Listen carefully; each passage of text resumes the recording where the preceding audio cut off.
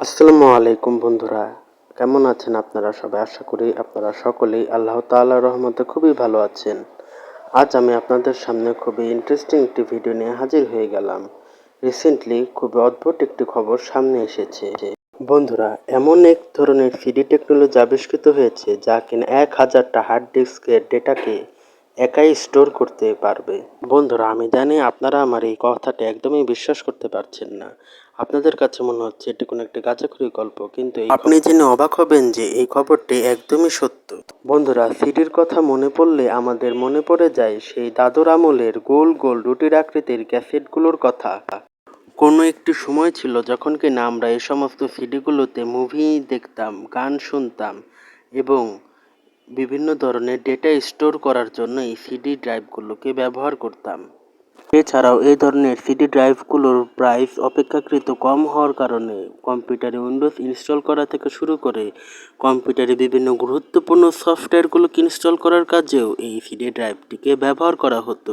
কিন্তু দুঃখের বিষয় হলো, কালের বিবর্তনে এই সিডি ড্রাইভকে দেখা যায় না বললেই চলে। এমনকি মডার্ন কম্পিউটারগুলো থেকেও এই সিডি ড্রাইভ বিলুপ্ত হয়ে গিয়েছে। বন্ধুরা, এটি দেখলেই বোঝা যায় যে বর্তমানে স্টোরেজ টেকনোলজিগুলো কতটা এগিয়ে গিয়েছে। বন্ধুরা, কোনো একটা সময় ছিল যখন কিনা আমরা সিনেমা দেখার জন্য এই সমস্ত সিডি ড্রাইভগুলোকে ভাড়া করে নিয়ে আসতাম লাইব্রেরি থেকে।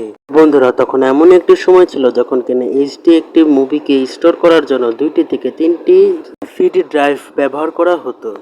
বন্ধুরা, অবাক করার বিষয় হলো, বর্তমানে যে নতুন সিডি টেকনোলজি আসতে চলেছে বাজারে, সেই একটি সিডিতেই কয়েক লক্ষ সিডি এইচডি সিনেমাকে একটি সিডি ড্রাইভে স্টোর করা সম্ভব। এটি সম্ভব হয়েছে মূলত চায়নার কিছু সায়েন্টিস্টরা একটি নতুন সিডি টেকনোলজি আবিষ্কার করেছে, এখানে কিনা 1.6 পেটাবাইট ডেটাকে একটি সিডি ড্রাইভে স্টোর করা সম্ভব হয়েছে। এত পরিমাণে ডেটাকে স্টোর করার জন্য গুগলের মতো প্রতিষ্ঠানগুলো বড় বড় আলমারির মতো বড় সার্ভার মেশিনগুলো ব্যবহার করছে। এখানে মাথা ঘুরিয়ে দেওয়ার বিষয়টি হলো, যেখানে 1-2 দশক আগে এই ধরনের রুটির আকৃতির সিডি ড্রাইভগুলো বিলুপ্ত হয়ে গিয়েছে, সেখানে চায়নার এই টাকলো সায়েন্টিস্টগুলো এমন কি টেকনোলজি আবিষ্কার করলো যা কিনা আগে কেউ করতে পারেনি, যে কারণে কিনা এই সিডিগুলোতে এত পরিমাণে ডেটা স্টোর করা সম্ভব হয়েছে। আর ভবিষ্যতে কি এই সিডি টেকনোলজি আবারও একবার বাজারে আসতে পারে?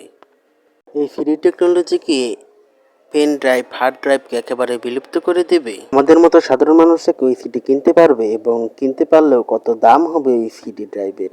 এসব প্রশ্ন জানার জন্য আমাদেরকে জানতে হবে এই পুরনো সিডি টেকনোলজিটি কেন আবিষ্কার করা হয়েছিল এবং স্টোরেজ টেকনোলজির কোন সমস্যাটি সলভ করার জন্য এই সিডি টেকনোলজিগুলো আবিষ্কার হয়েছিল। বন্ধুরা, 60-এর দশকে জেমস রাসেল নামের একজন ফিজিসিস্ট ছিলেন। তিনি অবসর সময়ে গান শুনতে খুবই ভালোবাসতেন এবং তার কাজ শেষ হয়ে গেলে তিনি তার বাড়িতে থাকা ভিনাইল রেকর্ডারের সাহায্যে গান শুনতেন। আর ঠিক উক্ত সময় তিনি ভিনাইল ডিস্কে থাকা একটি সমস্যা লক্ষ্য করেন। আসলে ভিনাইল ডিস্কের ভিতরে বিভিন্ন ধরনের কাঁচ কাটা কাটা গ্রুভ থাকে, যার উপর দিয়ে ভিনাইল রেকর্ডারের স্টাইলাস যখন যায় তখন এক ভাইব্রেশন উৎপন্ন হয়। আর সেই ভাইব্রেশনটাকে মাইকের মতো গ্রামোফোনের মাধ্যমে অ্যাম্প্লিফাই করে গান শোনা যেত। সে সময় তিনি লক্ষ্য করেন যে ভিনাইল ডিস্কের উপর দিয়ে এই স্টাইলাসটি যখন চলতো, তো এই স্টাইলাসটি ভিনাইল ডিস্কের কোয়ালিটি খারাপ করত। তিনি সমস্যাটিকে সমাধান করার জন্য একটি সফট স্টাইলাস আবিষ্কার করেছিলেন, কিন্তু তাতেও একটি নতুন সমস্যা উঠে আসে। সফট স্টাইলাসের ক্ষেত্রে কিছুদিন পর পর সেই স্টাইলাসটিকে শার্প করার দরকার পড়তো। তাই তিনি এই সমস্যাগুলোকে সমাধান করার জন্য তিনি এমন একটি স্টাইলাস আবিষ্কার করার কথা ভাবেন যা কিনা ডিস্কে টাচ না করেই ডিস্কে হিট করতে পারবে। আর যেই ভাবা সেই কাজ, সেখান থেকেই শুরু হয় এই সিডি ড্রাইভের প্রচলন। সিডি ড্রাইভের ভিতরে ডেটাগুলো ডিজিটালি গ্রুভ করা থাকে। তো ডিস্কটিকে রিড করার জন্য যে স্টাইলাসটি ব্যবহার করা হয়, সেই স্টাইলাসটি হলো মূলত একটি লেজার লাইট। আর এই স্টাইলাসটি ডিস্কে টাচও করে না, তাই এই ডিস্কের কোয়ালিটি গ্রামোফোনের ডিস্কের মতো তাড়াতাড়ি খারাপও হয়ে যায় না।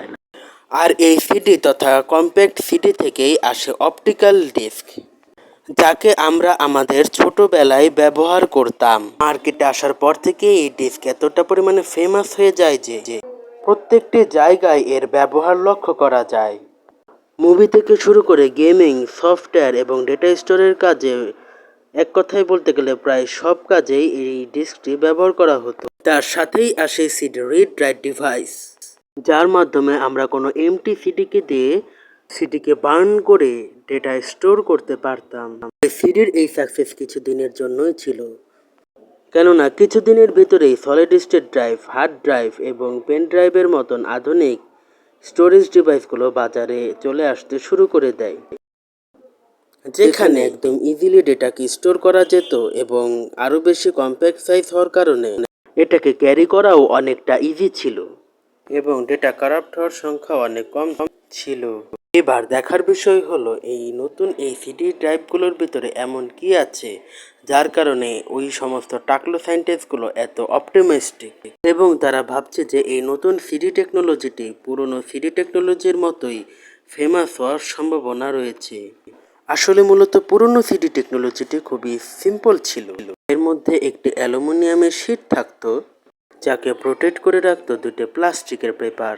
অ্যালুমিনিয়ামের শিটগুলোর ভিতরে উঁচু নিচু কার্ভিং করা থাকতো যাকে ফ্ল্যাটস অ্যান্ড পিটস বলা হতো। যখন কিনা লেজার লাইট এই ফ্ল্যাটস এবং পিটসের উপর দিয়ে যেত তখন সেই লেজার লাইট এর রিফ্লেকশনকে ডিটেক্ট করে 1 কিংবা 0 ভ্যালু পাওয়া যেত, আর সে 1 এবং 0 ভ্যালু থেকেই তৈরি হতো ডেটা।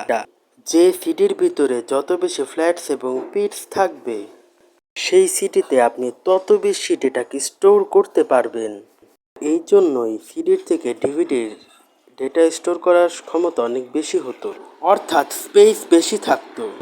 তার কারণ হলো ডিভিডির ভিতর যে কার্ভিং করা থাকতো সেই কার্ভিংগুলো অনেক ছোট হতো, তাই এর ভিতর অনেক বেশি কার্ভিং করা যেত এবং বেশি ডেটা স্টোর করা যেত। তবে সমস্যা হলো একটি লেজার লাইট স্টাইলাসের জন্য ফ্ল্যাটস অ্যান্ড পিটসগুলোকে রিড করার জন্য একটি নির্দিষ্ট সাইজের হতে হতো, এর থেকে বেশি ছোট হলে এগুলো রিড করতে পারতো না।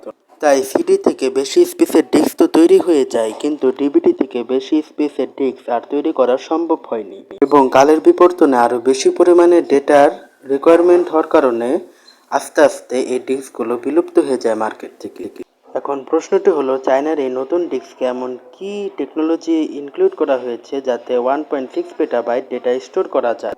আসলে চায়নার ওই বিজ্ঞানীগুলো বুঝতে পারে যে এই ডিস্কগুলোতে স্টোরেজ লিমিটেশন জনিত প্রবলেম ছাড়া আর কোনো প্রবলেম ছিলই না, তাই তারা ভাবে যে কোনো একটা কম্প্যাক্ট ডিস্কের ভিতরে যদি স্টোরেজ এর পরিমাণকে আরও বাড়ানো যায় তাহলে এই পুরনো সিডি টেকনোলজিটিকে যুগের সাথে তাল মিলিয়ে আবারও পুনরায় ব্যবহার উপযোগী করে তোলা সম্ভব হবে। আর ঠিক এরই ধারাবাহিকতায় তারা তাদের গবেষণার কার্যক্রম শুরু করে দেয়।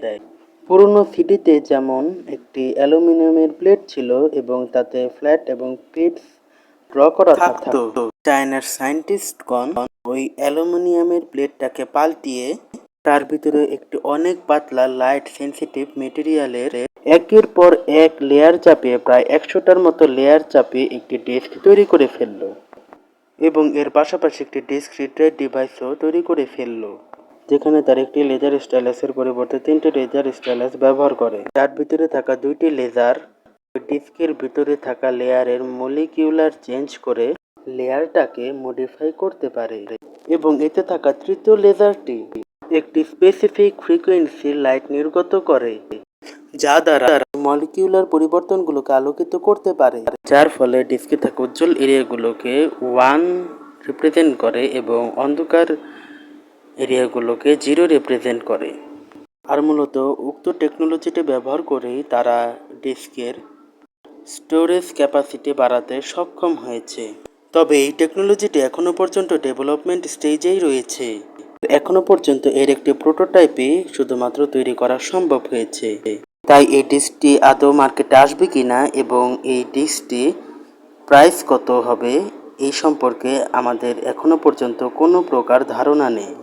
আমার মনে হয় না একটি সাধারণ মানুষের এত পরিমাণে ডেটা স্টোরেজ করার প্রয়োজন পড়বে। সাধারণত সাধারণ মানুষরা তাদের কম্পিউটারে 1 টিবি থেকে 4 টিবি পর্যন্ত সর্বোচ্চ স্টোরেজ ব্যবহার করে থাকে। এর থেকে বেশি পরিমাণের স্টোরেজের আমাদের আসলে প্রয়োজনই পড়ে না। আমার মনে হয় সমস্ত ডিস্ক যদি মার্কেটে আসে তাহলে এই ডিস্কগুলো তারাই ব্যবহার করবে যারা কিনা বড় বড় সার্ভার চালায়, কেননা এতে করে তারা কম খরচে বেশি ডেটা স্টোর করতে পারবে। সো ফ্রেন্ডস, আজ এই পর্যন্তই। দেখা হবে নতুন কোনো একটি ইন্টারেস্টিং ভিডিওতে। ততক্ষণ পর্যন্ত চ্যানেলটিকে সাবস্ক্রাইব করে আমাদের চ্যানেলের সাথেই থাকুন। ধন্যবাদ।